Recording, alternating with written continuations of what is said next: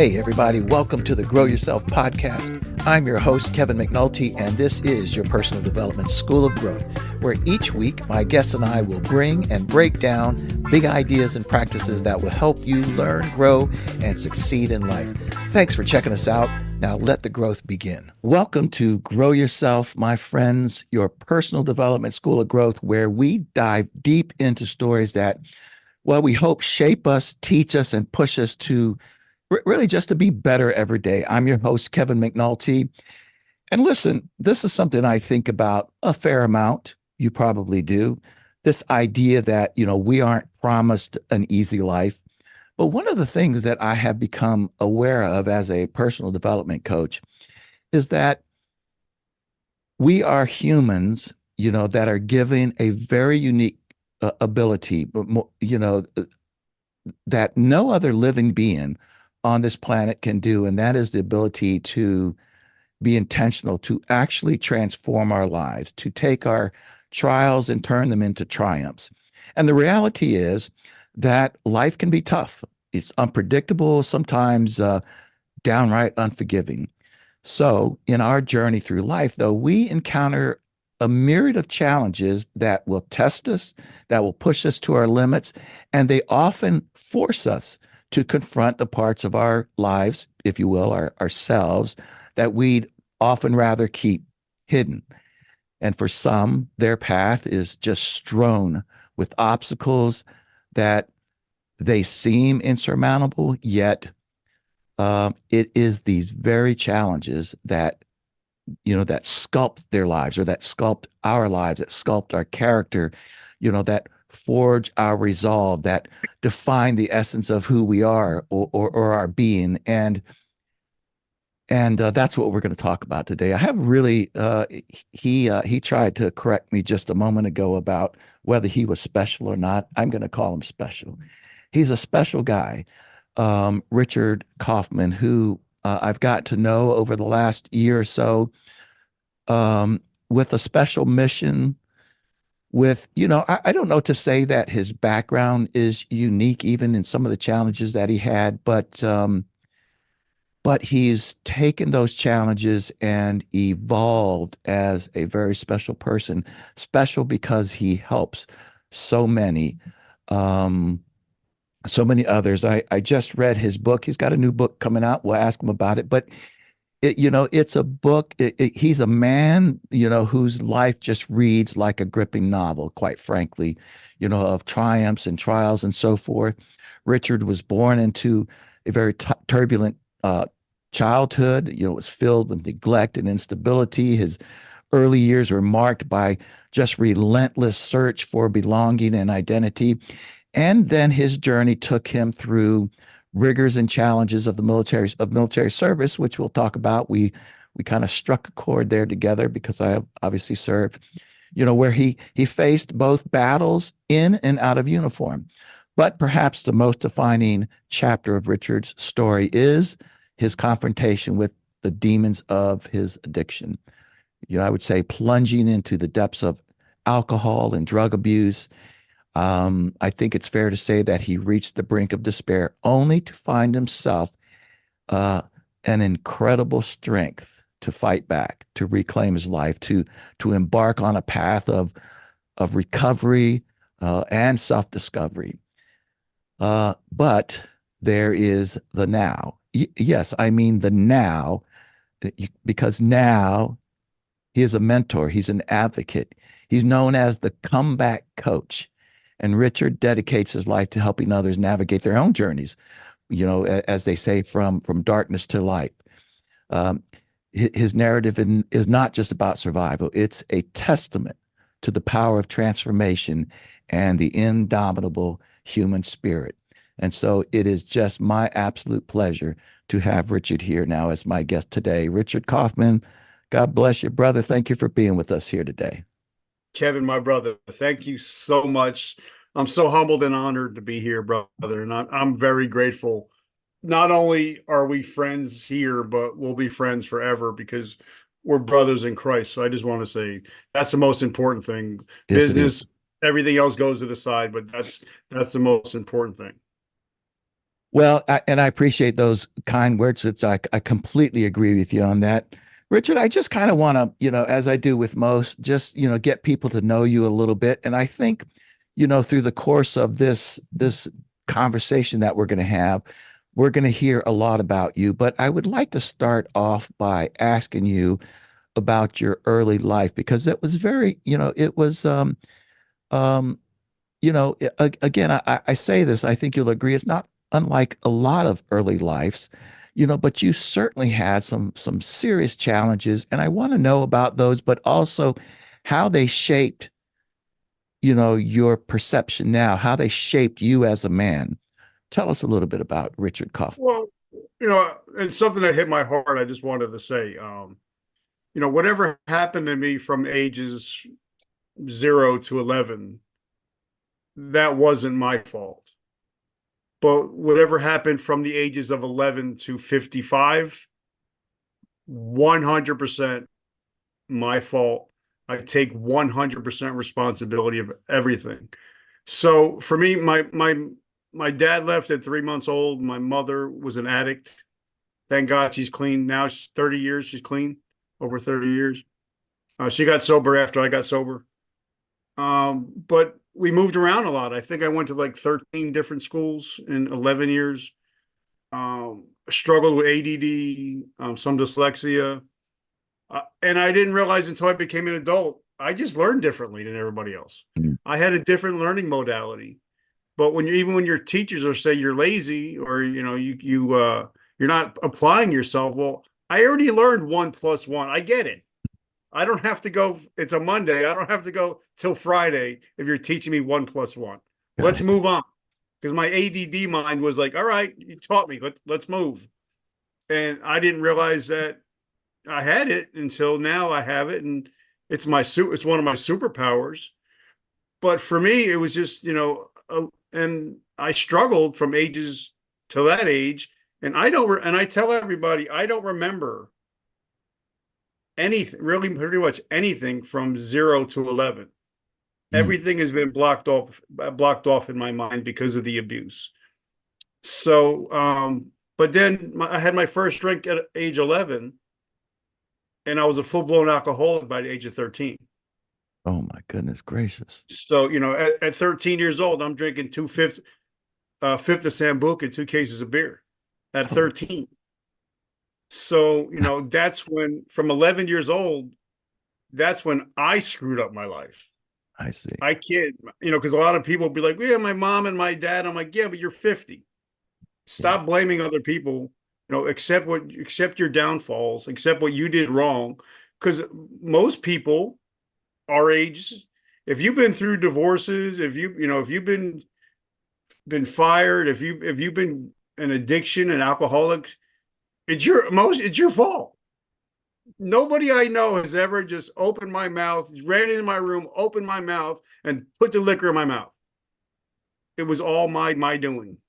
And I think for that, something we're talking about today is once you take responsibility, that's when you really become free. So, from 0 to 11 wasn't my fault. Everything from 11 years old, on, definitely, definitely my fault. Yeah. 100%. That's interesting. And I guess I have a slightly different thought about whether you can be really fully responsible for yourself at 11. But I accept the premise of what you're saying because I think part of what the lesson here and part of what you're bringing out here, you know, is just the idea of taking 100% responsibility and accountability for your life. That if you don't do that, you never you always can play it off to somebody else's fault, and you don't decide that, okay, if I own this, I need to do something about it. I mean, is that Yeah, right? because I mean, how, like, even in the Bible, it says, if you're going to start a business, at least you need to know the numbers. And if you're going to change your life, well, you got to know where you screwed up. Like for me, this is my third marriage. I had 2 practice marriages before this. But I've known my wife for 40 years. So I know what I did wrong in the previous marriages. So I'm not going to do those things again. But if I don't realize you were the problem or I was the problem, then I can't fix it. And if you don't realize, because I'm in recovery 35 years now, I haven't had a drink or a drug. Right. And the first thing they tell you is, you got to admit who you hurt and who hurt you. And then you got to move on. And you have to realize, I can't have a happy marriage if I'm cheating on my wife. I can't, I'm a big believer in, if you hang out with 5 millionaires, you're going to be the sixth. If you're hanging out with six guys that's cheating on their wives and going through divorce, Oh, wow. you're next. You're next. So I think you have to realize, well, this is where I'm at. This is where I want to go, and this is what I got to do in order to get there. And if you don't take self inventory, then you're never going to get where you want to go. So where was the point that you started moving on? Well, I've had three come to Jesus moments. One is when I almost went to jail I got thrown out of the military for being a drug addict. Mm. And I got back in again, was about to be thrown out again. But 9/11 changed my life, and we could talk about that. Please. But also, I robbed a police officer, and at 20 years old, and he told me, you can either go to jail for 5 years for grand larceny in big boy jail, Mm. give me my money back in 24 hours, and you can go to AA for 90 meetings in 90 days, or you can go to jail for 5 years and you're not getting out early because you robbed a police officer. And that's why I wear this t-shirt every day. It says, "Today I decide." Oh, So my. I had a decision to make. Do I go to jail? Do I go to AA? And I begged and I borrowed. I paid back the money I stole. And instead of hitting 90 meetings in 90 days, I hit 300 in a row. And I haven't had a drink since January 2nd, 1989. So that was one of them, because like I said, I have three different come to Jesus moments. 9/11 totally changed my whole world, my whole life. And then I attempted suicide on Labor Day 2012, but my 6-month-old daughter saved my life. So those are the three things that really awoken me that, today I decide. I get to decide how my life goes every day I wake up in the morning. So those are the big three. I call them the big three, that because a lot of people have moments, but they don't act upon them. They have a come to Jesus moment, but they don't let Jesus come. They just like, oh, you know what? I'll work on it tomorrow. And some people, unfortunately, there is no tomorrow. Is that what it is? Is that your assessment that there are many who just, I mean, put it in simple terms, procrastinated off, that it's, do they say I'm not ready, or do they just go, or do they just play it off as though it's not happening? Well, in a meeting, in the rooms of AA and NA, they have they say something that one person's ceiling is another person's floor. And for me, I've seen a lot of guys and girls go out and say, you know what, I got one more run in me. I got one more drink in me. I got one more drug in me. I'll come back tomorrow. Okay. And they don't make it. So for me, I don't remember what movie it was from. There is no tomorrow. I think it was Rocky, I think, where he said there is no tomorrow. And I think if you're going to make a decision, make that decision now. Because people that die today had plans yesterday. They had plans for today. They didn't make it today. So make sure you decide today, now. Don't wait. Do anything you want to do. Make the decision now and today. So this moment where you robbed the policeman, was that before your military service? No, this is after I got thrown out of the military for the first time. Okay. Well, tell us about, prior to joining the military, and how you made that decision to go into the military, because that's a pretty striking. I, as a veteran, know that for many, as it did for me, it's a life changer. It's a course changer. It's a game changer.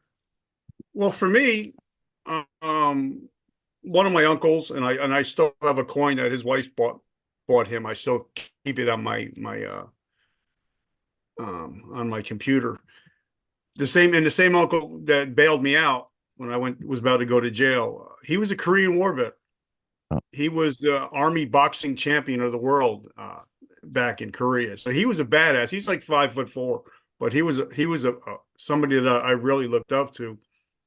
And every person in my lineage have all served. Some family members were in Vietnam. Some were killed in Korea. Some my grandfather served in World War II. So for me, it was always, wow, military is cool. But I got thrown out of high school. I'm a ninth grade dropout. I mean, oh, I wow. don't even have a GED. It's crazy to say I don't even have a GED when I'm a two-time best-selling author. But it was kind of like, I'm going to join the military or go to jail. Mm.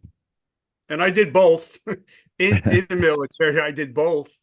But for me, it was, somebody asked me the other day, Rich, what did you want to be when you grow up? And I was like, I never planned on living to grow up. Oh, wow. I never planned on living past 25 years old. Oh, So for wow. me, it was always like, I'm going to join the military, party, live the rock and roll lifestyle, and die young and leave a good looking corpse. That was my goal, and I did that. I actually, on my 18th birthday, I was in Oktoberfest in Germany, getting drunk and hanging out with Joan Jett at 18 years Oh, old. wow. So, and I did that. I partied for two. I went in at 17 and I got thrown out at 19. So, I mean, I partied in the military for 2 years, and that's when I became not only an alcoholic, but I became a drug addict. And I'm on my own. It's like, all right, and do what I want to do. Do my job, and then go out and party. So that's what I did for 2 years. And obviously, after eight Article 15s, they decide, well, thanks for time for you to go, pal. I don't think you're fit for this. Are you serious? So they Eight met. Article 15s? Yeah, two field grades. Matter of fact, Oh, wow. And for those who and may not understand the sort of the military jargon here, Article 15 is basically what do they call it? Something non-judicial punishment of some sort. But in the yeah, military, it's a pretty serious. It's more than a reprimand. It's pretty darn serious. it's kind of like, go to your room for 45 days Yeah, and don't come out. And yeah, we're not going to pay you either. So yeah, that's what that was. And that yeah. happened twice until finally they're like, you know what? Uh, We're I'm your done. Uncle Sam and I don't need you as a nephew anymore. So you're out of here. But the only thing that saved me both times I was in the military is, if you put me in the rear with the gear, I'm trouble. I'm in trouble. But you put me in the field, I'm a field dog. I'll stay up 24, 48, 72 hours. I'll jump tank to tank. I won't shower for weeks. I'm good. But you put me in the rear with the gear, I'm in trouble. And that's what saved me, because everybody knew, wait a minute, if we get Kaufman out in the field, he's the man, the myth, and the legend. But if we Wow. put him back, we get him back here, he's not. So a lot of times they'd be like, all right, we're not going to, we're like, sometimes you go to the field for 2 weeks and come back for a couple of days. You're like, yeah, we're just going to keep him out in the field for a while. But that's what saved me, being, Yeah. because I was the ultimate field soldier. I was that guy. I get this picture of you, though, that in some ways you were an overachiever, not only with respect to how you were as a military person, you could go out there and thrive in the field, but maybe even as a drug addict and an alcoholic. You didn't do anything halfway. And I'm not complimenting you on your alcoholism, being a great alcoholic, but the point is that I'm starting to hear, even listening to some of what you're talking about, that you go all in. Well, it's either all or nothing. Hmm. It's kind of like, Which is a curse and a blessing, or a blessing and a curse, isn't it? it is. And when you have an addictive personality, Okay. it's kind of like, all right, like I would go out to a friend's house, and when I was drinking, they'd be like, all right, we're going to have a glass of wine. And I'm like, I don't understand. What do you mean a glass of wine? We have a bottle. what do you mean by a glass of? I don't understand. It's kind of like even when I got into bodybuilding and fitness, it was kind of like, all right, either I'm going to be super huge, or I'm going to get ultimately shredded. There's going to be no in between. And I believe, and I do that in my life today. It's kind of like, either I'm going to be faithful to my wife or I'm not. There's no middle ground. It's either one way or another. And I think, like you said, it's a blessing and it's a curse. And I think it's the way you move it, the way you massage it into your life, that makes it a blessing or a curse. There you go. And I was just going to ask about that, but let me, if I may, I want to back up just a moment and then come back to when you got out the first time of the military. But you had said earlier that you talked about your ADHD and that now it's a superpower. What do you mean by that? It was, because I find people that have ADHD, um, addictions, they're some of the best salespeople in the world. Like me, when I ran $1 million company, and the only reason I was able to do it because I can be doing paperwork one moment, I can be helping a customer, I can be calling somebody, I can be doing this, I doing see. that, and I'm like, okay, I'm like a squirrel. I'm like, okay, I got this, I got this. So for me, I use it as a superpower to where other people can only, one track, don't get me unfocused on one thing. If I'm doing taxes, don't get me unfocused on it. Like my wife, she's laser focused. I see. To where me, I'm like the little squirrel. I'm like, it's okay. I can answer my phone. I can call somebody. So, but now that's how I use it as my superpower. But I can talk to Kevin. And then when I get off talking to Kevin, I can go on another interview, and then I can do an interview, and then I can do then I can actually make a video after that. So I can just continuously move, and it could be different things. So And you a lot you of can, people, yeah, you can quickly shift and adapt because you're not stuck in this focused mindset. This is for people who are listening or watching by way of YouTube or listening through another platform, who might be suffering with ADHD. I don't know what the question is, but some may not recognize it as a superpower. And so how do they start to sort of reframe this idea? Because most when you say ADHD, people are like, yeah, I got ADHD, I can't stay focused, yada, yada, yada. You have some words of wisdom for them, Rich? oh, accept who you are. It's kind of like my son. I have a 21-year-old son, and he's on the spectrum. He's a Mm. high functioning autistic guy. And when he was younger, we would talk, and I'd be like, accept who you are and triple down on who you are. Because if you look at people, Mm. and I Interesting. don't know these people, I mean, I can't say for sure, but if Understand. you look at somebody like Zuckerberg, if you look at somebody like the owner of X or Twitter, if Hmm. you look at them, they're pretty much going to be on the spectrum. Elon Musk, yeah, You yeah, know, I think you're probably so right. accept who you are, and like my friend Gary V says, triple down on what you're good at, and don't worry about what you're not good at. Because that's the most important thing is triple down on what you're good at. If you know you have ADHD, make it work for you. If Oh, you love have that. ADHD, don't become an accountant. Whatever your Yeah, strengths are, work on yeah, that. Like if you're going to be in a cubicle and you have ADHD bad, don't do it. yeah.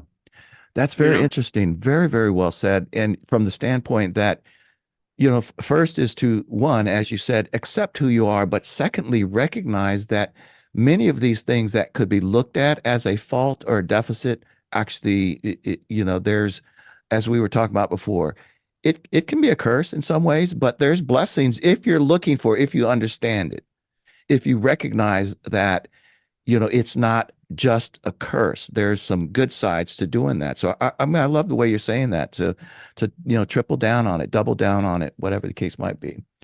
Okay. some of the greatest people in the world have ADHD. I mean, unfortunately, when you have ADHD, you're going to have moments of highs and you're going to have moments of lows. There's somebody like Robin Williams. That's what Yeah. made him was his ADHD. Good There's a point. lot of comedians, a lot of speakers, a lot of people that's what made them. But then you also have to learn how to balance the highs with the lows. You can't get too high and you can't get too low. So you kind of have to balance things out.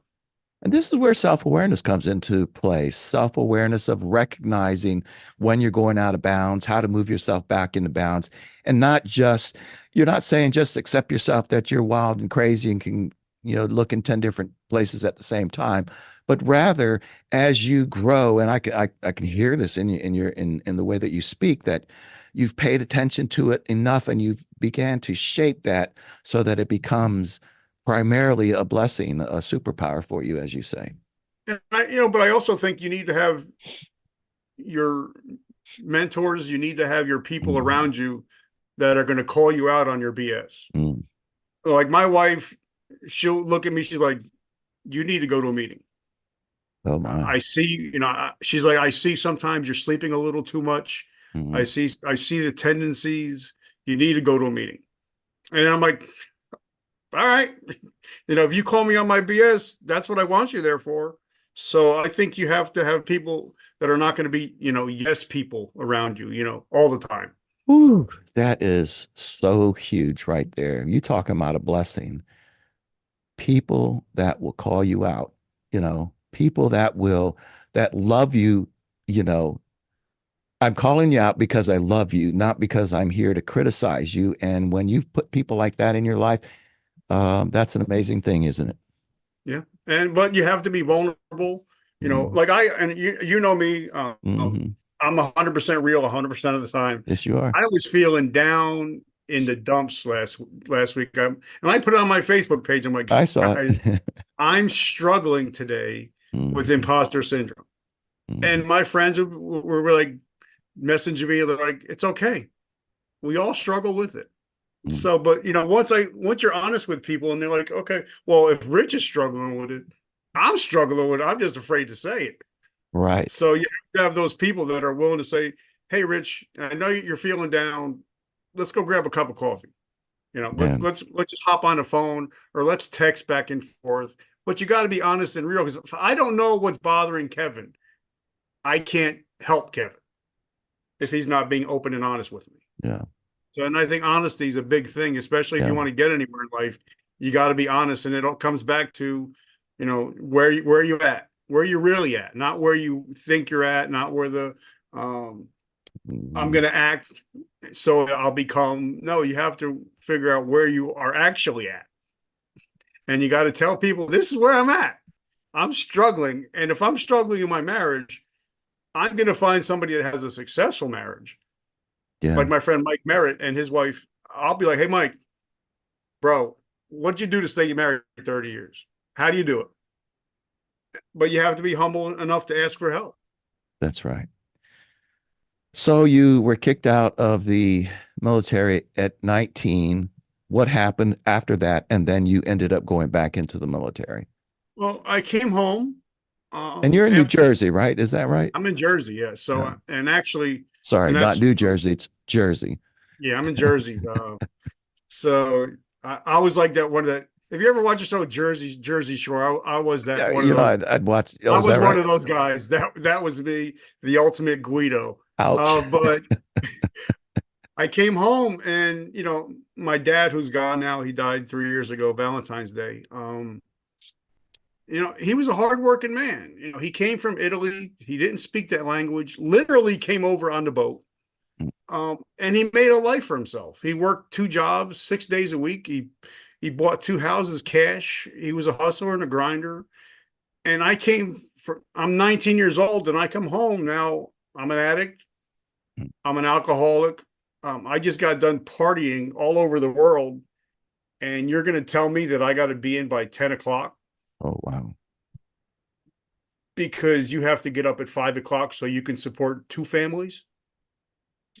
And as I got older, now I'm a father and I'm a husband. I realized what a great man he was. But for me at 19, I'm like, yeah, I'm good. And he's like, all right, well, if you can't go by the rules, you got to go. So I actually lived in my car for about 18 months. And I'm actually one of the only guys you're ever going to talk to that got thrown out of a crack house for my behavior. Wow. That's, yeah, you You got to be too good or really bad to be thrown out of a crack house. And that was me. And Your and I was behavior, what? I was Violent behavior or just I was violent. I would steal. I would steal from anybody. mm, I had zero moral compass at all, okay. none. I was eating out of garbage cans. I would, for a while, the only thing I had was a hot plate. So I would actually go into the garbage cans of like ShopRite or one of the stores and pick out all the dented cans that they throw out that are expired. And that's what I would have for dinner. So I never knew what I was going to have for dinner. Whatever the can said, whenever I opened a can, guess what? That's what I was having for dinner. From 19 to 20, 21, I was actually homeless. And it was all my fault. It was nobody else's fault. Yeah. But then I went to go get locked up. And my uncle, the Korean War vet, said something to me because sometimes we don't, somebody could say something and we'll never remember it, but somebody could say something in you and it could just cut your heart out. And as he's bailing me out, he said, I knew you never had what it took to be a military man. Oh, And my heart just thumped because this is a man I really respected. I mean, this is a guy that, had a fourth grade education, retired a multi millionaire. And he's telling me, and he's a Korean War vet. I mean, he's a hero to me. yeah. And he's telling me, well, I know you didn't have what it took. And it ate at me. It literally ate at me for like a year until I woke up one day. I'm like, I got to get back in. And every recruiter said, you can't get back in. I'm like, why not? He's like, because you got thrown out for being an addict and an alcoholic. I mean, and I went to probably 10 or 20 recruiters. And I went to a National Guard recruiter and he's like, there's a chance. And I'm like that meme, like, wait, there's a chance? So I actually had to get letters written from congressmen. I actually had to get people to write letters for me to say I'm no longer drinking, no longer drugging, working a full-time job. And I eventually got I forget what they call it a waiver to get Mm. back into national. And I joined the National Guard. And I wasn't drinking or I wasn't drugging, but I still had the same mentality. Partying, doing, even I wasn't drinking or drugging, I was still doing what I wanted to do. Right. I was just, I call myself, I went from worst to first. Wow. I went from, like I said, 8 Article 15s, and this continued on in the National Guard, about to get thrown out because of 9/11. I mean, at the end of September 11, 2001. But because of what happened that morning, they kept me. And I Oh, went from I was E0, E nothing. They busted me again, literally that week. I wow. went from E0 to non-commissioned officer and soldier of the year within 3 years. Wow. That's impressive. I But mean, those who are not associated with the military don't understand the military. That's first of all, it's very hard to be an E nothing. Let me just start with that. So, and then to go from an E nothing to, like you said, a non-commissioned officer, yep. And and then soldier of the year yeah, that's within 3 years. Because now what happened, I got to preface this, where I'm sitting right now, if I go stand on my front porch, I'm actually standing in the shadows of the Twin Towers. oh my goodness. So I knew people that were in the buildings that day. And here I am, I'm living in South Carolina, and I'm about to be thrown out again. So if you guys don't know what TA-50 is, guys, it's all your equipment. I have to turn in all my equipment because I'm being thrown out for a second time. And all of it is to the right of the TV. So as I'm watching all this stuff Wow. on 9/11, now as it's happening, there's no editing. It's live, and you can hear the bodies hitting the ground. You can hear the crashing because they're jumping off the buildings and going hitting cars. And then when they started pulling bodies from the Pentagon, is when I literally just, I'm like, I wasted 27 years. Mm. And all these people, all they wanted to do was go to work and come home, and they're not coming home. And at that moment, I literally crumbled into my couch and I wrote in my book, and I cried to the Lord. I said, Lord, give me another chance. Let me help people that can't help themselves. So I literally called my first sergeant and my company commander. I'm like, I need to talk to you guys. And they're like, not you again. Because I spent more time in their office than they did. But when I got there, they looked in my eyes and they said, you're not the same guy. You're a different man. And Mm. and I'm still friends with both of them. Matter of fact, I talk to them at least once a week. But I reinvented my career from that. We had drill that next weekend. So that next weekend, I looked around at it, eat nothing. I'm gonna eat nothing. And I'm like, all right, what I'm doing is not working, obviously. So what are the winners doing? Mm. And I Oh, noticed, wait a minute, interesting. I got here early, but there were people here earlier than me. And the more successful they were, the earlier they got there. And then I'm like, all right. So I stayed until everybody left. But the higher ranks, the E7s, E8s, first sergeants, they're all there. So I'm like, it's like AA. If I get there early, if I do the work, if I stay late, if I make the coffee, make the cookies, and I put 100% into it, I'm going to be successful like they are. And I'm like, but wait a minute, I'm an E nothing now. And they know me. So they don't trust me. So what I did is I just started following somebody that I thought that was the cat's meow. His name is Sergeant Robert Shepard. He's gone now. But I followed him and I said, Shep, can you teach me? Mm. Can you show me what you do to be successful? He's like, first of all, you got to start maxing out your PT tests, your PT scores. You got to start maxing out your correspondence courses, and you also got to volunteer for every single thing. So I did it. I was that guy that you want me to go on guard duty? I volunteer. You want me to go clean the shitter? I volunteer. You want me to go classes? You want me to reclassify? You want me to leave early for whatever you want? I got you. And that's why I went from, EIOU1 to E5, in less than 3 years and Soldier of the Year. But I That's also extraordinary. realized that if my guys are cleaning the shitters, guess who's going to be the main shitter cleaner? Me. Because they know, wait a minute, Kaufman's here. So if I'm an E4 and Kaufman's cleaning shitters, I better be here. And that's when I realized that in life, success leaves clues. So just follow whoever's successful, do what they do, and you'll become successful. And so that was your mindset, Rich, is that and I want to try to get a little specific for those who are watching and listening, that your mindset was, what I have been doing is not working. So, i.e., as in helping me be successful, if we want to just use that term. And so you're asking, okay, what are the successful people doing? And so you started looking at them.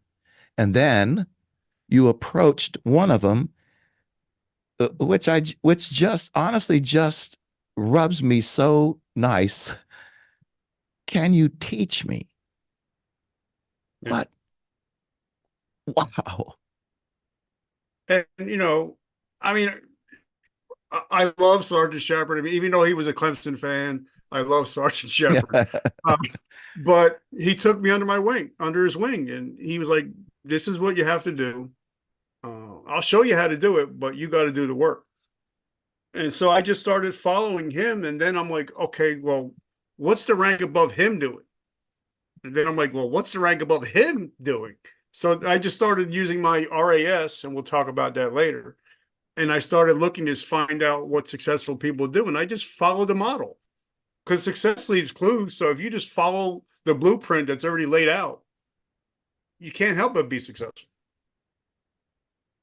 And is that what you recommend to those who might be thinking right now about their life. And, again, they don't have to be, a drug addict, an alcoholic, or recovering or whatever, but just maybe they're young in their career and they're trying to figure out, how to, and by the way, let me just say this, that this is not for the whatever the 15 or 20% necessarily high performers who are just already driven to do that. There are so many people out there that, let's just say, that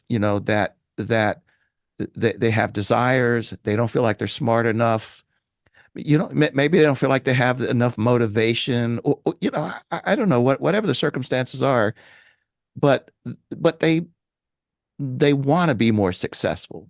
So, how do you advise them to do that? Well, for me, when I that after that Saturday, um, and I got, like I said, I got there early. I started watching the successful people, Hmm. but then I also started watching the E3s and E4s that have been the same rank for 5 years. Oh, very And I'm interesting. going, what are they doing? Yeah. Or not doing. Yeah. Or not doing? And I Yeah. stopped hanging out with them because you can't get me Yeah. where I want to go. Yeah. That's why I tell everybody, like, I'm going to go speaking at a Richard Branson event coming up in Yeah. December. I want to be the dumbest guy in a room Hmm. because I know what I know. I don't know what Richard Branson knows. And if God gives me two ears and one mouth, that means I need to listen twice as much as I speak. So for me, I just want to be in better rooms.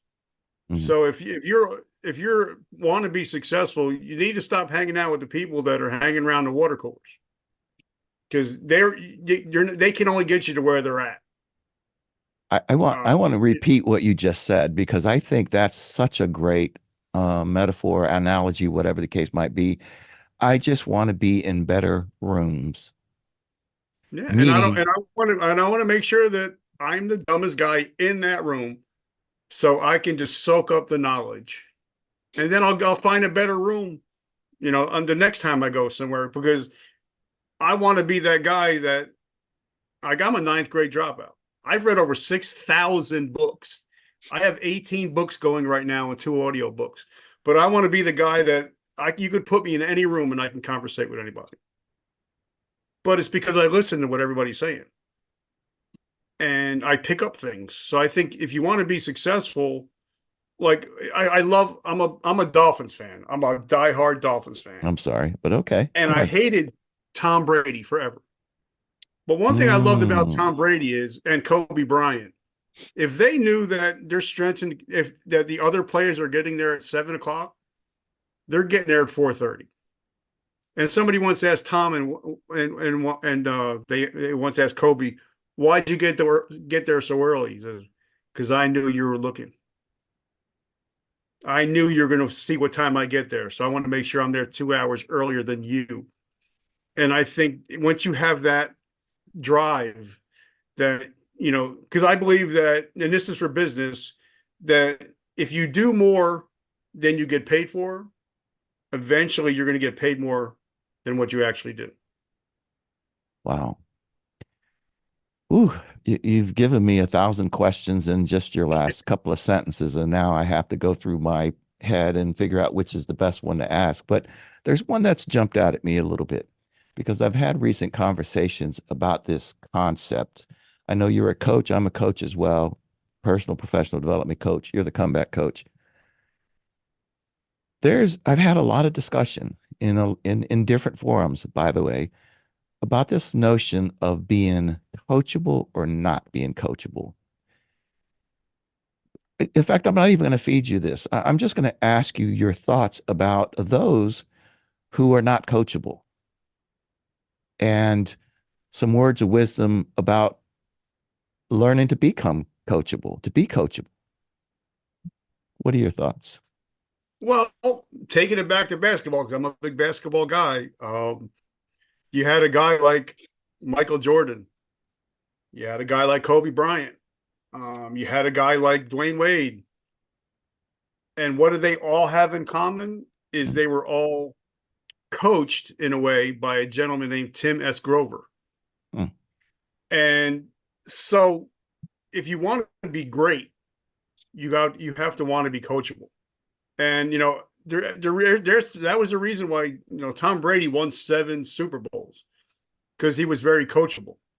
And Define I think coachable in your way of thinking, Richard. What is coach being for me, coachable? coachable is, and I use the term a lot, and I'm going to get a T-shirt that says, "Don't be an ask hole." And what that means is, don't be that guy that's going to ask for advice and then not act upon it. Oh, got that. To where me, if I don't know something and Kevin knows something, I'm going to be like, Kevin, I need help. But I promise you that what you teach me, I'm going to act upon it. And I'm going to show you the results from what you taught me. No, because just because you're coached, some of the worst basketball players had some of the best coaches. But if you're Yeah, not going to listen to what I'm going to say, it doesn't matter. It all falls on deaf ears. So, the work, I think if you want to be coachable, listen to what you're being taught and put it into action. Don't just blow me off. yeah. And that's why people want to play for Phil Jackson. People want to play for the coach for Duke. Because they know if I listen, I'm going to get titles. I just have to listen and then do what he tells me to do. That's fascinating. And I guess it goes without saying that I completely agree with what you're saying. And I have these conversations with folks, and we'll just talk about, people that you coach, and tell them all the time your success is not going to be from my words. They're going to be from the action that you take. So we can have some real stimulating conversations. I can help you think through and help draw out some ideas. I can put forth some actual coaching for you. But if you don't go act on it, it's, I mean, it's good knowledge, but it's just not going to happen until you decide. And now we're going back to the notion of being accountable. Until you decide I'm 100% accountable for my ways. And by the way, I'll say this real quick, that it took me a while to do this. I guess I didn't have the wisdom in my earlier years of coaching, but it took me a while to be able to turn down people or end coaching programs with people because they weren't doing the work. And, part of the rationale for stopping then, I would maybe tell the client, I'd say, listen, one, I'm wasting your money because the person's not taking action. And two, and this is a little bit self-serving, I will admit, but the principle's still all the same. And that is that when this person doesn't succeed, they're not going to blame themselves. They're going to blame the coach. And so if you are successful, if I'm coaching and you're successful, you own that. If you fail, you own that too. Do you agree with that Yeah, premise? and like I'll tell if somebody wants to wants me to coach, and I'm gonna be like, all right, well, I'm gonna call you out on your BS. Hmm. I'm like, and I'm going to ask for results. If you're going to ask me to coach you, you're paying me. So you may pay me, say you pay me $1,000. I'm going to give you $10,000 worth of value because that's the way I run my life. If somebody gives me something, I give them 10 times value back. And if I'm going to be working harder on your success than you are, then we don't need to work together. Yes, that's right. So that's why I tell everybody, listen, if I got to work on you that harder than you working on you, then it's not going to work. We might as well, we'll just be friends. You That's don't need right. me as a coach. You don't need me as a coach. If I'm pushing and pulling harder than you are, then yeah, that's not it, man. That's terrific. So let's get back onto script here, not script, but this course that we were talking about. So you went back in the military. You asked, you looked around, you figured out who was succeeding. You asked one of them to help you. You then worked your butt off, and in 3 years became an E5, which again, for those who don't have any military experience, again, going from zero stripes to becoming an E5 in 3 years, and not to mention Soldier of the Year, that's pretty extraordinary. It's not easy. It's almost, I mean, there's just not that many that can do it that fast. And so well, let me just keep going. So then what, Richard? Well, I mean, I'm the kind of guy, once I got that fifth hundred chance, um, if they ask me to reclassify to go to school, I'm like, all right, I'm good. Where are you sending me? So I actually reclassed twice to get more, get more promotion points. I maxed the PT test every time from that point on. I maxed out correspondence courses. And then I When you just say started, reclassifying, though, real quick, that means that you're going into another job, another field of yeah, work. because they Uh, offered it. They Yes. offered it. And I'm like, Okay. sure, Yeah. send me to school. Okay. Give me something else that I could build my resume with. And that's Beautiful. what I did. And but then I moved to New Jersey. I met my wife online again. We dated when 40 years ago, and I met her on Facebook, and we decided to get back together. So I moved to New Jersey. Now, in this time, I moved to New Jersey, and when you move from one state to another, sometimes it takes 6 months to a year to get your paperwork right. So if I had to go to drill on a Saturday morning, I would drive 13 hours. My goodness. I'd get there. I would plan it so I'd get there. I'd drive straight through. I would go to drill. I'd sleep at my parents' house. Go to drill on Sunday. Take a nap in the car, and then drive back 13 hours. South Carolina to Jersey and back. Yeah, Okay. and this was once a month and sometimes twice a month. But my guys knew that. Wait a minute, Kaufman is driving 13 hours. So there's no way I can call them and say, listen, I can't make it to drill today, or I'm going to be late. He's like, how do I even say, listen, because sometimes instead of driving, I'd fly. I'd take a plane. So sometimes my plane cost would be three times what I was getting paid. But I'm like, you know what? If you're going to be the best, you got to do what it takes to be the best.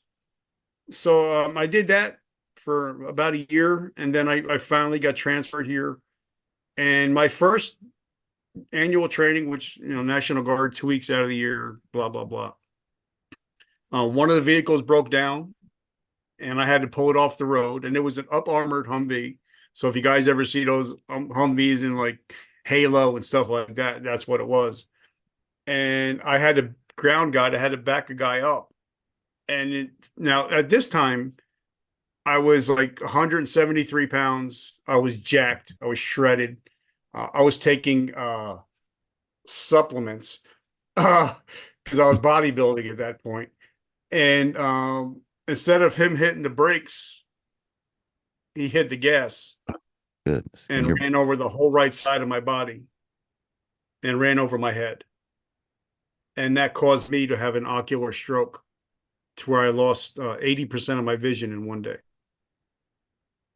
And wow. that's when it took me I had a really, really dark place from that moment on for like 2 years until they decided that when they were going to eventually medically discharge me. How old were you at this point? 12 years ago, well, 2012. So 43. Wow. And That's I had 23 years in between National Guard and regular Army time. oof. Wow. And that's when I had a lot of really dark days because, one day here I am, I got an 8 pack, shredded, I'm jacked. I had the world by the, you know, um, and the next day I'm 80% blind. I can't even find a bathroom. And not to mention that, at that given point, you had taken serious responsibility, accountability. You'd overcome already, be it somebody else's fault or your fault, you had overcome some major issues and you were succeeding in life. It must have felt like you got to be kidding me that I've done all of this work and now here I am blind. Yeah, and the funny thing is, well, it's not funny, but I never talked. I never told the military what actually happened, Right. because he was a young private. He was like an E1, E2, and I didn't want to get him in trouble. So I told him I just fell and I hit my head. You got to be kidding me.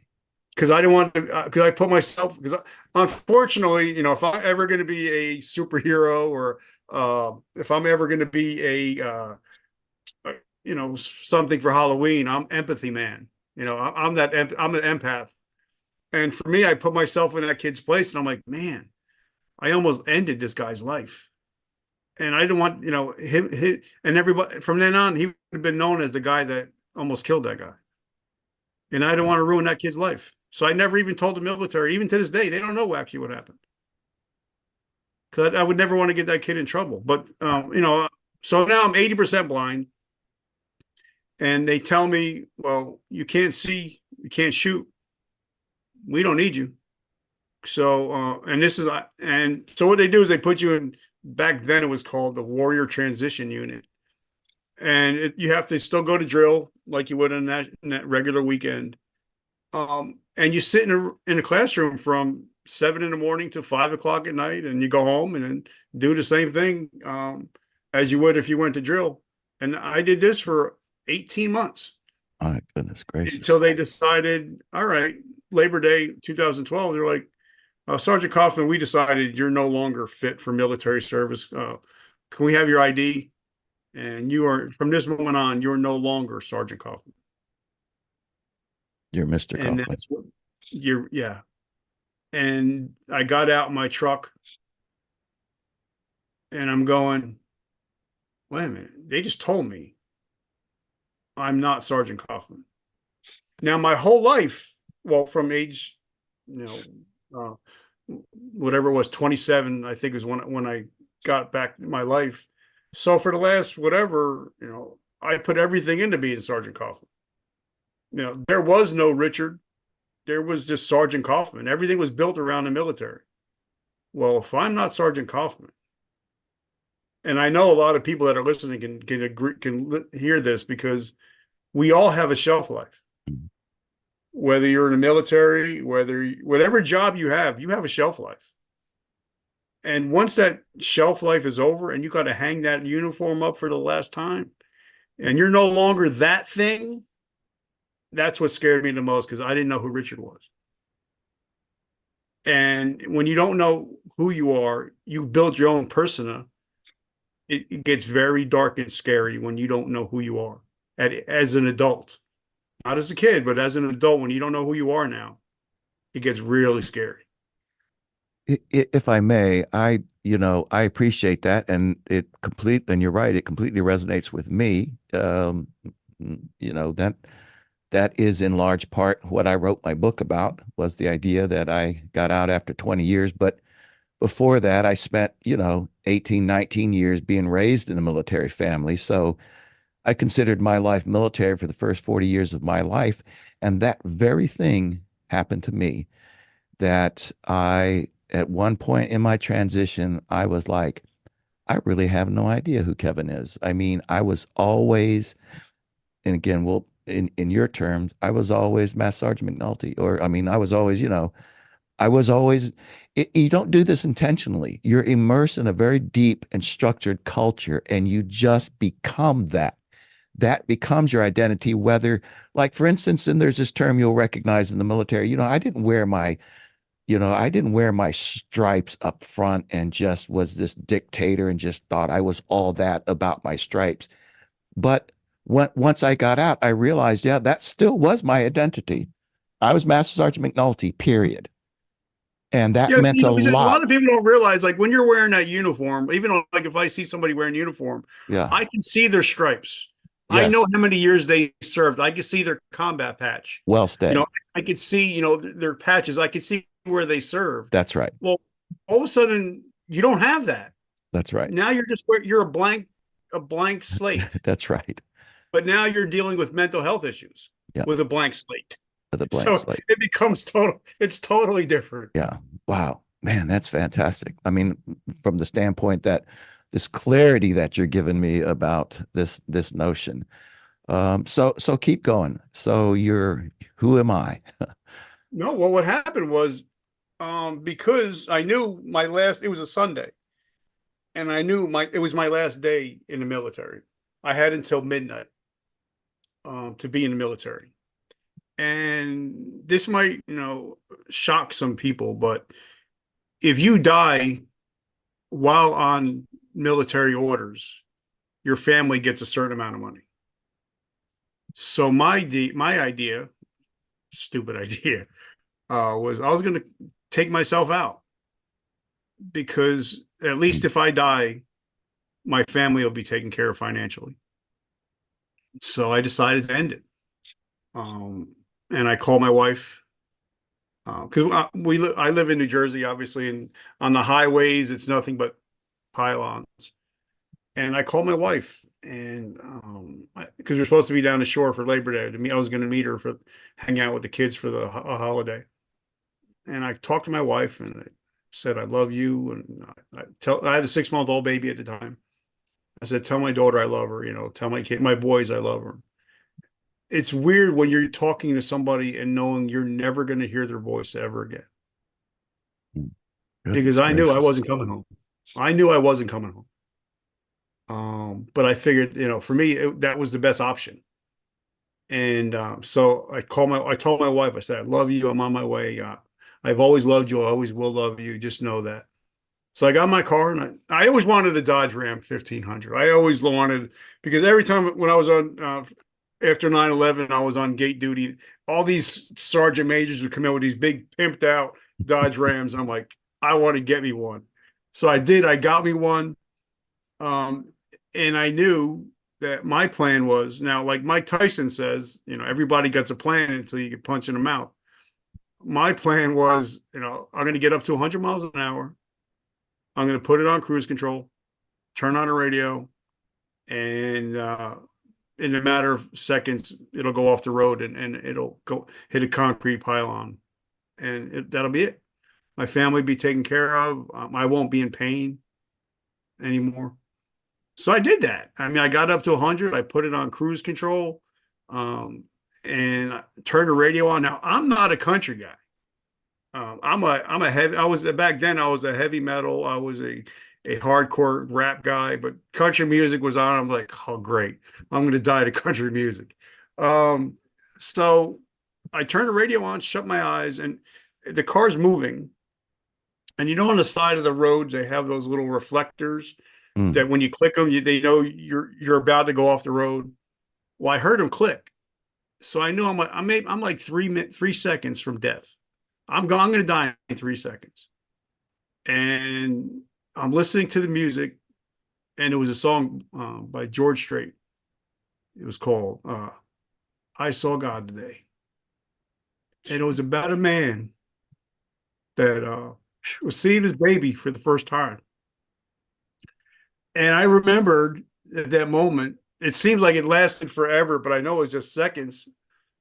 I remember that I was the first one to ever change my daughter's diaper. I was the first one to ever feed her. And as I'm picturing George Strait talking to his newborn baby, it's when I realized I got a choice to make. Today, I decide I can either be a husband and a father, or I can be a member of the 22. And once I heard my newborn baby's voice in my head, I immediately turned the wheel. Thank God I didn't hit anybody. I pulled over, and I called my wife. I told her what happened. She was pissed. She was pissed off. And I said, honey, if I don't get help this weekend, I'm pretty much going to go home and eat my gun. And she said, you know what, hon? I got you. Just hold on. I can't get you to the VA because it's still a holiday weekend, but Tuesday, we will get you treatment. And that Tuesday, I got treatment. And I've been seeing the same therapist for 12 years now. So for me, it was, that's one of the big three that, I was seconds away from becoming a member of the 22. But God had other plans through a country music song. But if I wasn't listening to the words, I may not have heard it. So, Wow. And that's not in the book. I didn't even put that in the book. Well, I mean, far, be it for me to say it should be in the book, but it's a compelling, striking story that I appreciate that you've spoke about it here on this podcast.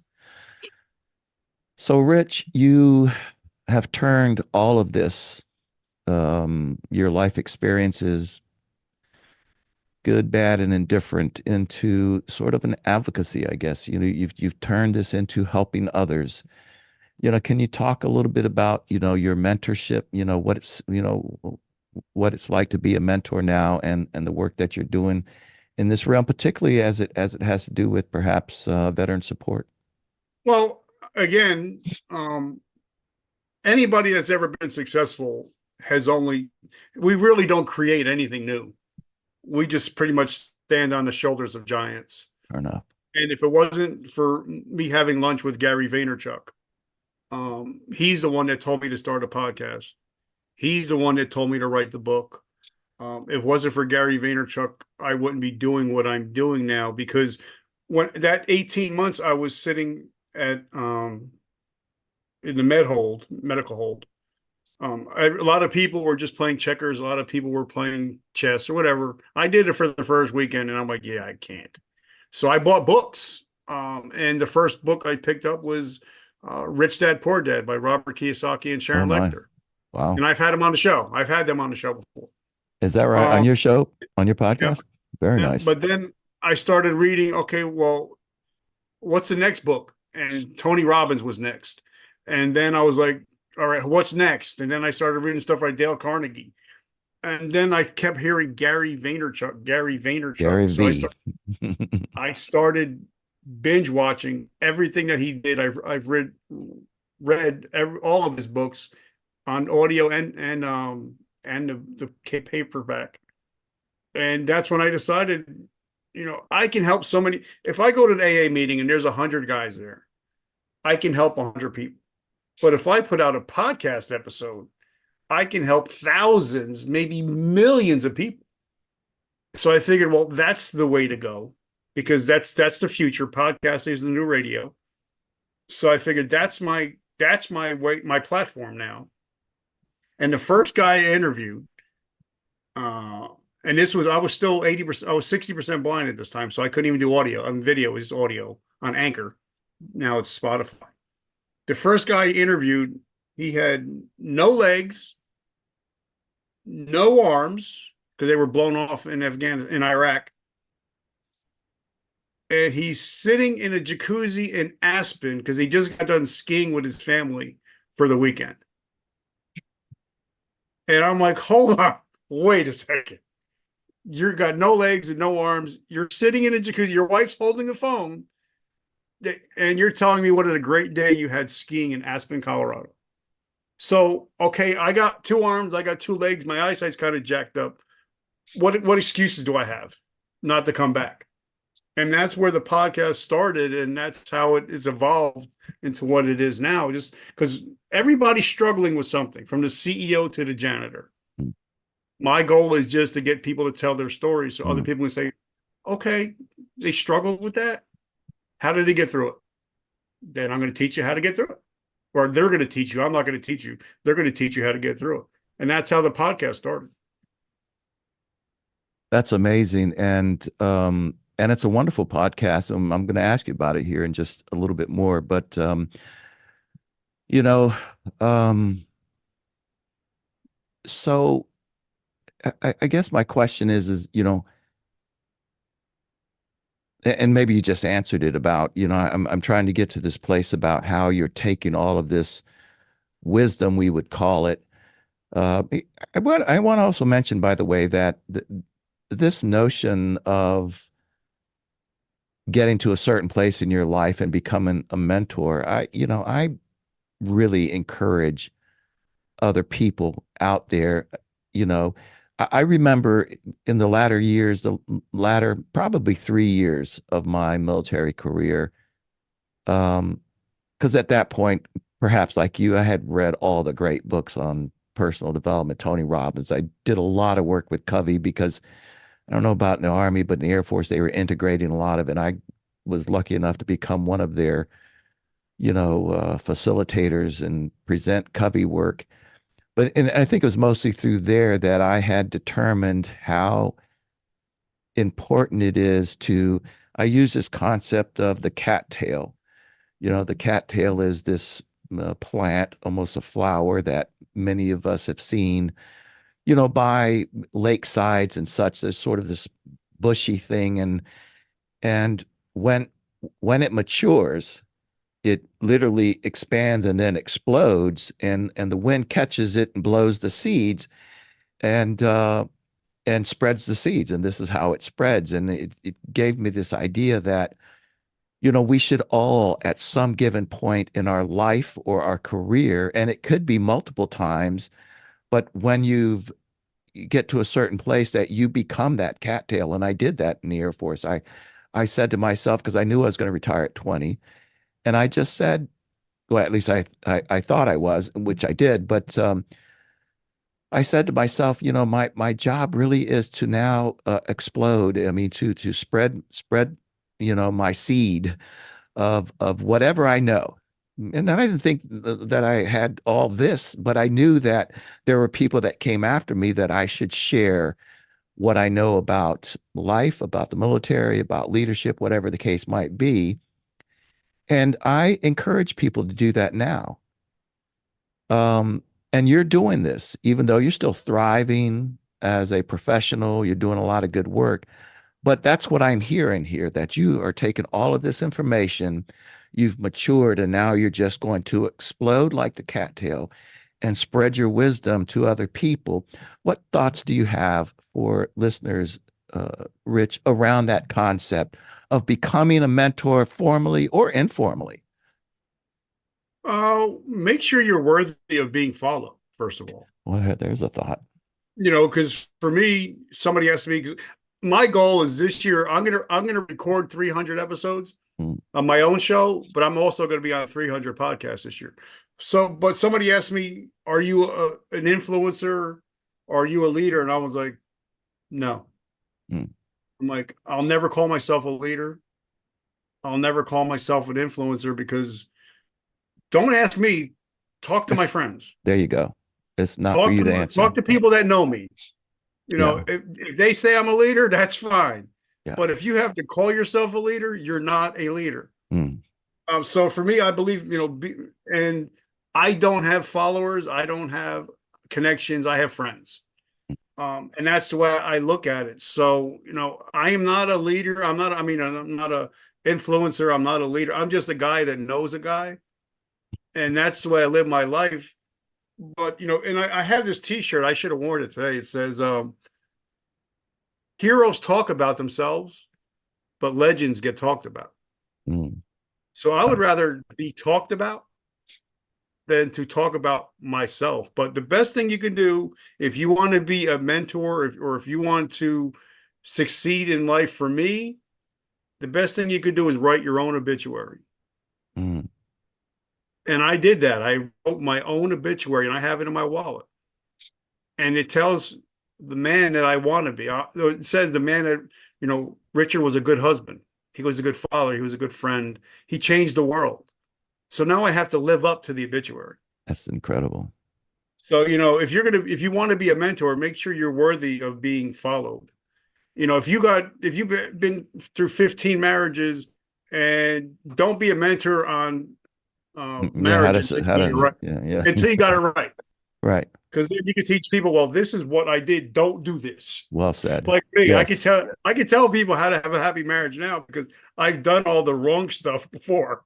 Yeah. But make sure, if you're going to be a mentor, make sure that you're worthy of being, somebody to mentor, want you to mentor. Because I can say 1,000 different things about me, but when I'm out shopping with my wife and my kids, the way I treat them, if you see me doing that, that's worth more than 1,000 words by what I do. So find a person. If you want to be a mentor, make sure, like I said, make sure that you're worthy of being somebody's mentor. I think that's so well said. The other part of that, it goes back to a little bit about what you had mentioned earlier about your superpower, that being a mentor doesn't have to be this holistic approach. In other words, you don't have to become a guru and sit on a pallet and talk to people out there about anything that they would ask. Sometimes being a mentor or even being a leader can show up with one specific superpower or one specific skill that you have. Let's say, as an example, for many years, probably more than 10 years, I led a Sunday school class. But, you know, one, I didn't actually call myself a leader. So when somebody would come in and visit, one person or another would say, "This is our leader, Kevin McNulty." And I would correct them right away, say, "I'm not your leader here. I'm the facilitator. And my job is to just bring some ideas and some questions to the table. And I promise you, I'm listening and learning just like you. I'm here to, let's say, feed and be fed." And because if I needed to show up and quote scripture, first of all, that would be a challenge because sometimes I can't even remember my name, let alone. But there were others out there, and so my work, even in that 12 years, was just all centered around what I did well, and that was one, be curious, ask questions, and draw people in. So what do you think about that, Rich? Well, before we got on, I was actually reading my Bible. I read my recovery Bible every day. And they were talking about John the Baptist. Yeah, And they were interesting talking guy. about, John, you're the greatest. You're all that. You're a bag of chips. You're Yeah, yeah, everything. yeah, It's yeah, like, I'm not even the man that's coming ahead of me. I can't even carry his sandals. yeah, yeah. And I think we have to for Yes. me, I have to be like that. Like, I've not come up with anything new. I'm just taking everything that I've been taught, melding it into my way. And then I put it. I teach. I show people what I've been taught. But for me, it's kind of like I'm just a guy that knows a guy. I went from dope dealer to hope dealer. But for me, it's all about legacy now. Yeah. Legacy is all about, for me, like Gary. I said, Gary, when I led him, I said, "Gary, give me a nugget. Give me something that I can take from this moment." And he said, "Rich, your legacy will always be more valuable than your currency." Wow. And it took me to that moment to start thinking, all right, everything I do now, like from this talk, from this chat, everything I do from this moment on is all about legacy now. Yeah. It's all about leaving this world a better place than when we got here. So, and I think when you come from a place of service, Mm. I think the world becomes your world becomes a lot better because your money's going to follow. Yeah. Whatever you do, money will follow. As long because, like, I think it was Zig Ziglar said, you can have everything you want as long as you help enough people get what they want. So, I believe that if you have a heart of service, whatever you do, you're going to be successful. And then So the money can really make a difference because you're going to have enough of it, but your life is full. You know what I mean? Like, money's great. yeah. Like, actually, before we got on the phone, I was actually looking at a picture of a cool looking Lambo that I was looking at coming up on my phone. But, I realized that stuff is stuff. Yeah. And Eh, as long as you're living in your passion, then you live a good life. You're able to help people, then you're going to live a good life because it always comes back. If you treat people good, it's always going to come back and you're always going to be blessed. That's interesting that the question that you posed or the statement that you said to Gary V, Gary, give me a nugget, just give me a nugget. So Rich Kaufman, give us a nugget. You look back on your entire life and the journey that you've had. Okay, then there it is. I was going to ask you, what has That's it. impacted you? Yeah, Today I decide are the yeah, three most important words in the English language yeah. Today I because decide. today I decide, and I'm a big Joel Osteen guy. I love Joel Osteen's quote, and I use it as the ending of my podcast. And I had Mr. David Meltzer come on my show, and we were talking, and he asked me he asked me a question. He's like, well, what is your life philosophy? I was like, the same guy that woke up on September 11th, 2001. I went to bed and woke up as Rick. and I went to bed as Richard. I went to bed as a totally different person. And it was all because of the decision I made. So guys, anybody can make to change their lives in a second. Because your life would change in a second if your wife says, you know what? I just came down with doctor just called, I just came down with terminal cancer. Your life can just change because you made a decision. Because so today I decide. You decide to be a victim or a victor. It's up to you. And if you're listening to this, no more excuses. Either you decide to stay in it, stay in your problems, or you're going to move into your future. And I think for me, that's the biggest thing. If anybody's listening to it, today, I decide how my life goes. Nobody else, because nobody's coming to save you. Nobody. And the steps, the 1, 2, 3 steps, you have so beautifully illustrated today throughout this podcast, and not that you necessarily put it in these steps, but you've said these steps. Step number one is taking full accountability and responsibility for your life, regardless of who carved it out. To your point, you said 11, but to your point that there just has to be a time that you have to say, yeah, my parents sucked, but here I am, 25 years old, and now I own it. I mean, whoever gave it to me, wherever it came from, whoever's fault it is that I'm in this predicament, I now own it. And that has to be a decision, or that has to be a realization that people come to. And then step two is I decide. Now I decide what's going to happen with my life. So you make that decision. And I don't want to oversimplify it, but certainly it's important to say that that's a critical piece to say, I'm going to decide what's going to happen. And then step three is, I have it in my head, but I'll just ask you, step three. All right, but now the reason why I love what you're talking about is I was supposed to get back from annual training. I think it was like 2 weeks, but in 3 weeks, I was supposed to fly out with Ed Milet to go hang out with him down in South Carolina at one of his events, and I lost my vision a week, 2 weeks ahead of time. And I called Ed, and I'm like, Ed, I can't make it. He's like, don't worry about it. He's like, and he sent me a whole bunch of swag and stuff like that. He's like, we'll catch up in the future. But he also said, Rich, and this changed my whole life on everything in my whole life. We said, Rich, nothing has ever happened to you. It has all happened for you. Goodness gracious.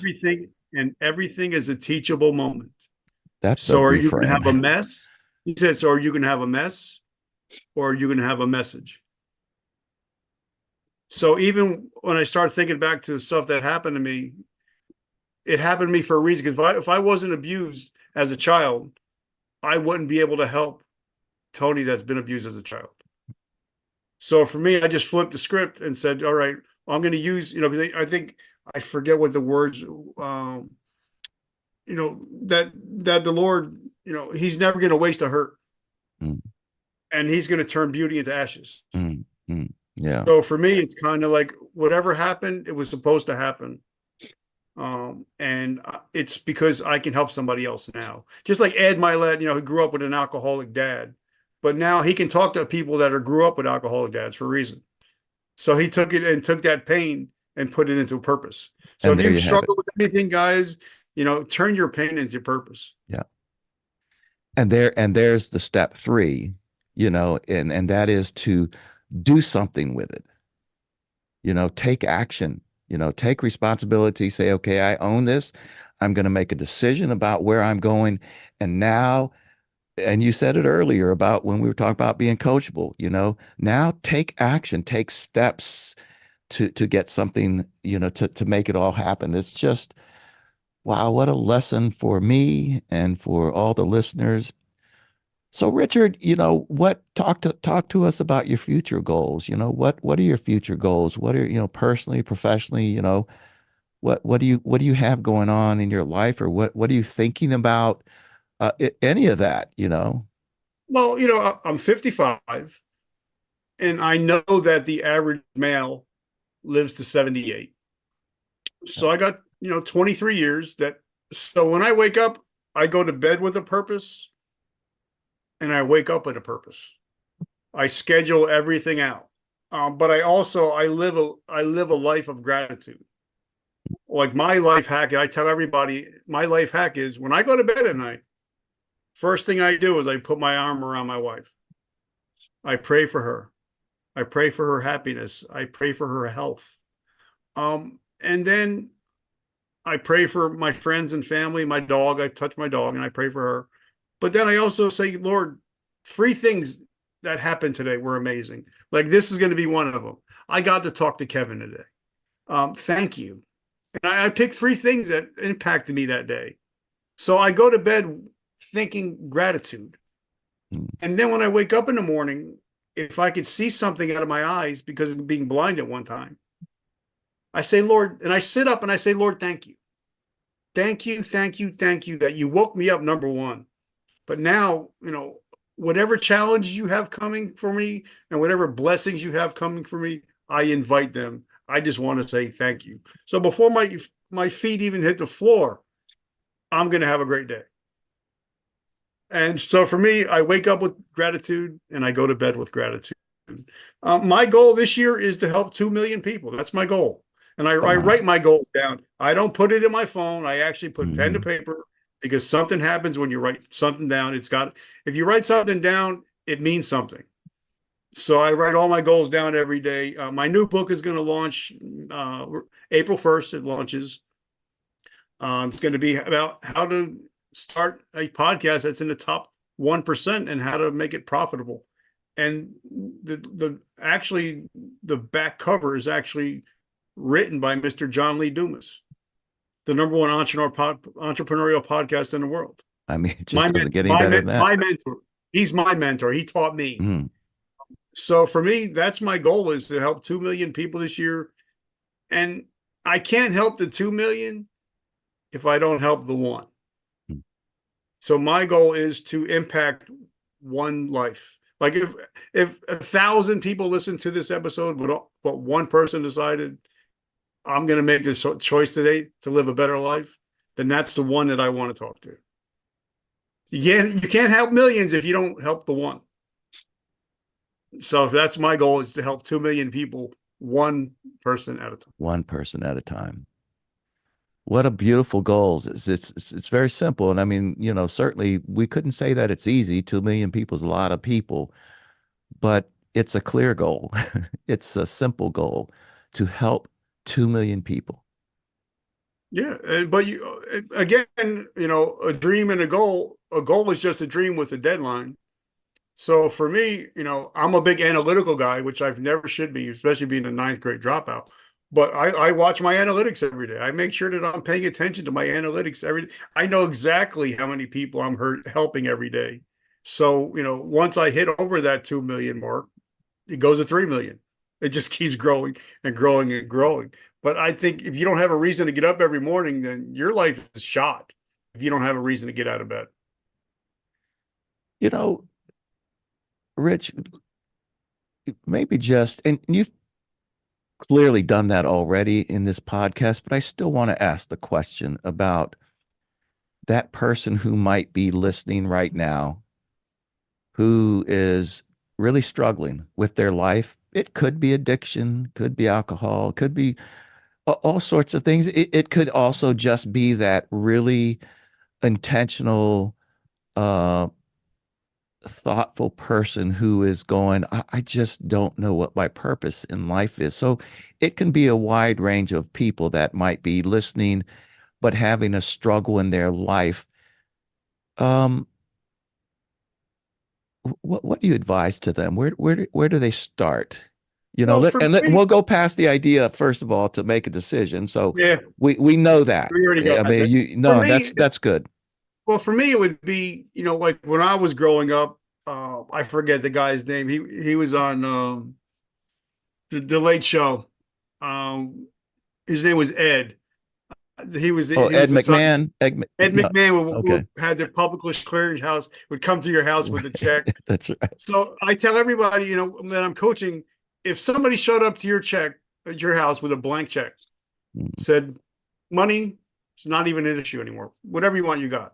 What mm, would you do with the rest of your life? mm. Like for me, if somebody said, well, what happens if I got $1 billion? I'd build a bigger studio. I'm doing what I'm doing. I would just be able to do it in the Bahamas. I'd be able to go Hmm. to Jamaica, but I'd be Yeah. doing what I'm doing. So find out what you would do if money wasn't an issue. That's 99% of the problem. People worried about titles, jobs, security. Yeah. You don't have to worry about any of that. Well, now what? Yeah. Yeah. There's Whether it's a it's maybe helping cats, maybe it's saving cats, maybe it's helping kids with leukemia. Whatever it is, that's your thing. So find out the people that are crushing it in that thing, follow what they do, and start slowly working your way up to that. And you'll eventually be in that top rung to where your competitors will become your peers. that's so well put. And it's easy, I think. Let me just say, maybe either young people, who are just starting a career, struggle with, what is my purpose in life? And maybe they don't use those words, but they're looking into the future and it's kind of a blank. I just don't know even where to start. Or it might be, by the way, that person that's about to retire and kind of restarting that. They think, man, I'm 65, whatever, still got a lot of energy. I want to move in a direction, but I have no idea what to do or where to turn. I think that's a great, sort of a visual metaphor that if somebody hands you a check for a lot of money and takes that out of the equation, you have now the money to do whatever you want that you love. What would that be? What Yeah, would that be? and you're just breaking it down to the simple. And it's even if you're 65 years old. I mean, the guy that started Burger King, I mean not Burger King, McDonald's? Kentucky Fried Chicken, Oh, he was way in his age. The guy that started McDonald's was way in his age. So, and if you see the most successful people like Jack Canfield, you see these people, they're not spring chickens anymore. no. So, the only thing that stops you is you. And the Yeah. way health is going, I mean, when I get to that age, people be living to 100. Yeah. So, you're only in the second half of your life. Yeah. Super Bowls get won in the second half. My another way to look at this, I love this. My dear friend John Bentley, he posed a question to me just the other day about it wasn't posing to me. We are just having a conversation, and he kind of brought up this idea. He said, "Yeah, what's that? What's that one thing that you would go all in for? What's that one thing that you would do that you would just go all in?" We talked about that, and I did sort of sort out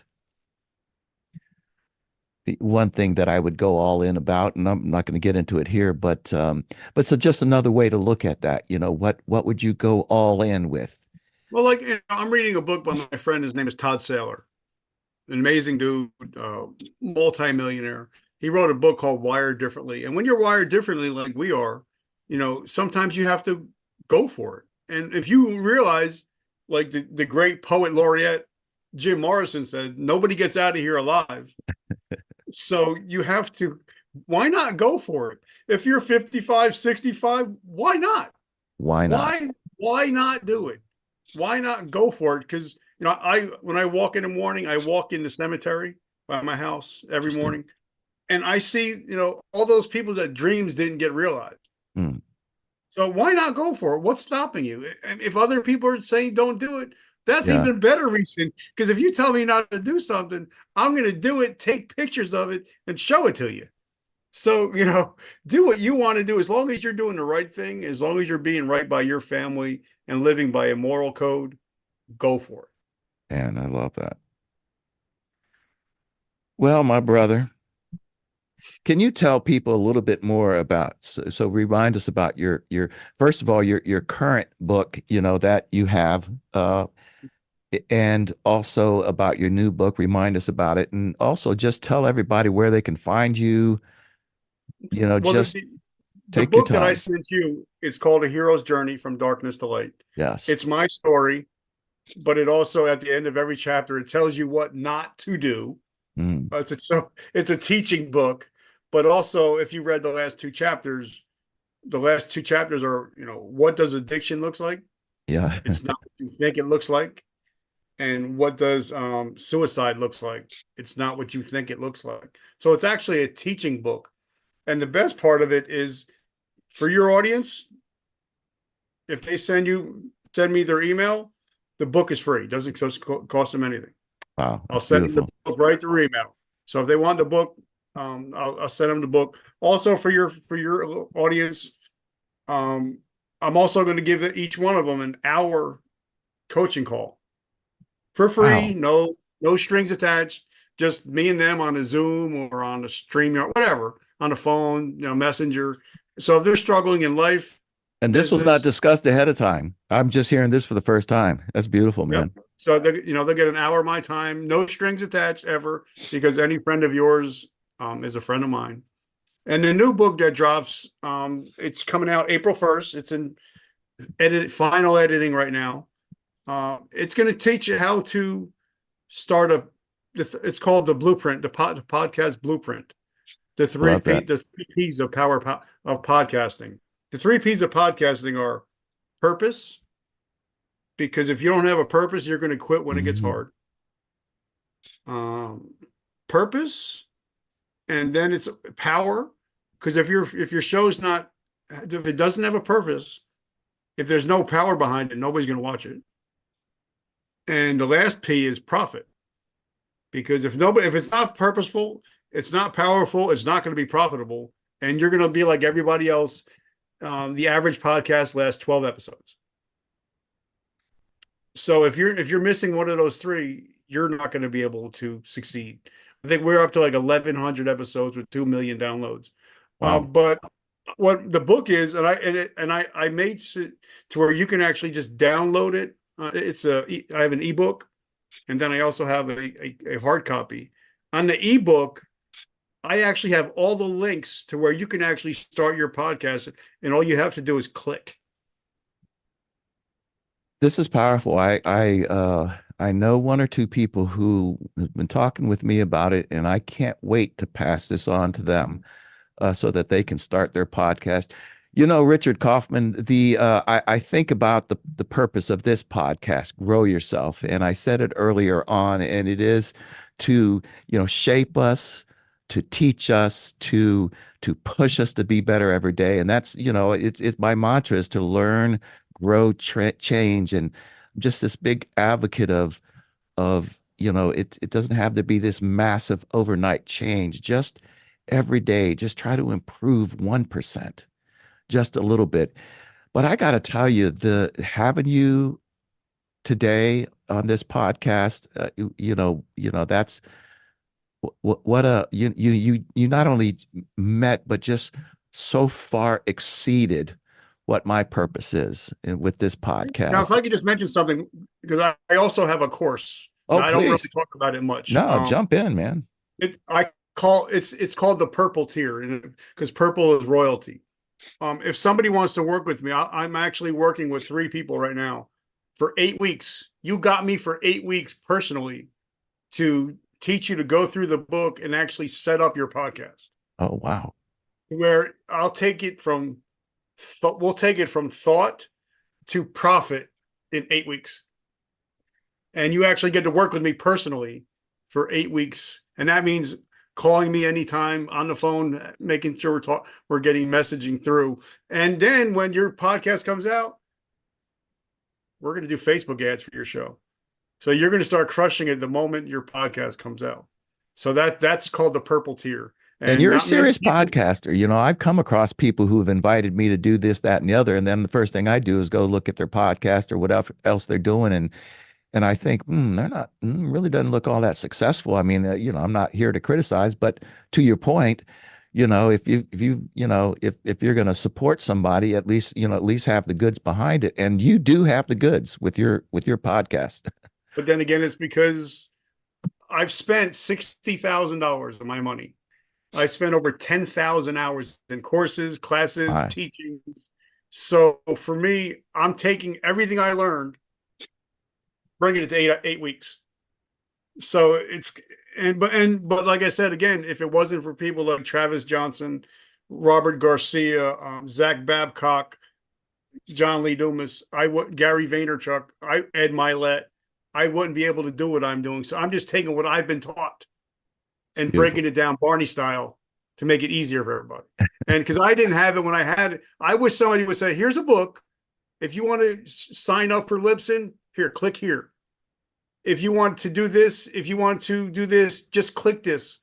And that's what I did. I made it, what's that? The yellow book for dummies. Oh I yeah, just yeah, made yeah, it yeah. podcasting for dummies where all you got to do is click. You don't Well, even I have to really think it, just click. well, I got to tell you, it's worse than that. When you sent me an email of your ebook, the Journey book, I was amazed that you gave me every instruction about downloading it, about if you had problems with this. And I went, man, this is amazing. I mean, just there was nothing missing, and so I have no doubt that you broke this down into what did you say, Barney? I broke it down Barney style. Barney So style. so it's pretty much it's podcasting for dummies, and all you got to do is click and play. Because I put Yeah. it to where you can actually, if you want to sign up with Libsyn, click here. If you want to, put it on Audible, click here. If you want to do affiliate marketing, click here. So this way, it takes all the guesswork out of it. I Well, did all the hard work. I did all the lifting. So all you got to do is follow it's a instructions. beautiful thing, and there's many, many folks out there who, and I being one of them, who need that, step by step way of doing things, and it's and it's a beautiful thing. So, where can people find all of this, Rich? Well, and I realize now. I think we're up to 1,200 episodes. Um, so for me, it's always been important to build relationships and also build backlinks. So if you just type in Vertical Momentum Podcast, Vertical momentum. yeah, we're on the first 8 pages of Google. Nice. So if somebody could get in touch with me, I'm on 35 different social media platforms. So all they got to do is direct message me on any one of them. It's always me. I don't have an assistant. Chat GPT-4 is my assistant, but they don't answer emails, thank They don't God. answer. That's right. So they can message me. My two biggest places are Facebook and LinkedIn. So look for Those are Richard Kaufman or vertical momentum. yep. So mostly vertical momentum, because then you'll be able to Okay. say, because a lot of people say, "Oh, I've done this and I've done that." Well, Right. what does Google say, or what does Bing say? Yeah. That but it'll come up on all my social media. Just direct message me, and it's always me. You're not going to get anybody else trying to sell you anything. It's just me. And you'll probably, and I do it all the time with you, Kevin. I'll be like, "Hey, bro, just saying hi. I don't Yeah. want nothing. I'm just saying hi." Just saying So a hi. lot of times I might just be like, "Hey, just so you know, it's me. It's nobody else." Love it, man. Love it.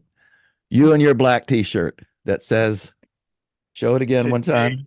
Yeah, today today, I decide. I love and that Kevin's thumbnail. coming on my show. You're coming on my show. I can't I'm wait. pumped. I can't wait. And now I just want to say something to your listeners, guys. If you're watching this podcast, make sure you download it, make sure you subscribe it, make sure you share it. Not because of me at all, but because Kevin doing the hard work that he does. And make sure you leave him a 5-star written review, because each 5-star written review is worth 10 5-star reviews. So just make sure that that's the way you can pay him, is just saying, "Hey, Kev, you're doing a great job. This is what I get out of Wow. this episode." So I I just want to appreciate say that. that for the It's very, listeners. very nice of you. What a blessing you are in my life. You're going to be a blessing, and you're a blessing in many other people's lives. But I think even moving forward here, and just can't thank you enough for taking the time, brother, and for being my brother, by the way. We got to get together and play guitar sometime. Well, I'm ready. I'm just, I've got me a new little Martin, and I'm ready to jam. So we can do it. I think there are some sites, by the way, that you can do this virtually too, where you can Yeah, connect up. And so I'll have to look for one, and we'll get together and do some jamming. Now, sounds like a plan. if you throw some metal at me, though, I may have to punt. You know, so Yeah. you All know, right. all right, Thank you so man. much for having me, brother. No, I appreciate it. you're the best. You're the best. We'll talk to you soon then. Okay. All right, be good. Thank you.